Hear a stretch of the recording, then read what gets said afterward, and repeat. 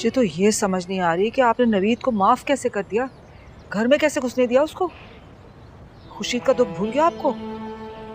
भतीजे की मोहब्बत, डॉलर की मोहब्बत, बंदा पुरानी से पुरानी बातें भूल जाता है। भतीजे की मोहब्बत बेटी की मोहब्बत से बढ़ के कैसे हो सकती है? क्या बातें कर रहे हैं आप? मैंने यूं ही एक बात कह दी। और ये डॉलर वॉलर की क्या बात है? तुम चाचा जान से मिलने आई हो या मुझसे लड़ने आई हो? आपने जवाब नहीं दिया अब्बा जी। मैं अब्बा जी हूं तुम्हारा, तुम बेटी हो मेरी।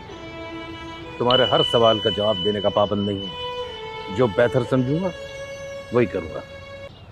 ठीक है, आज आ गई हूँ, अब नहीं आऊंगी। अब नहीं आऊंगी? नहीं आऊंगी उस घर में जिस घर में मेरी बहन के कातिल की मेहमान नवाजी की जा रही है। जा रही हूँ मैं।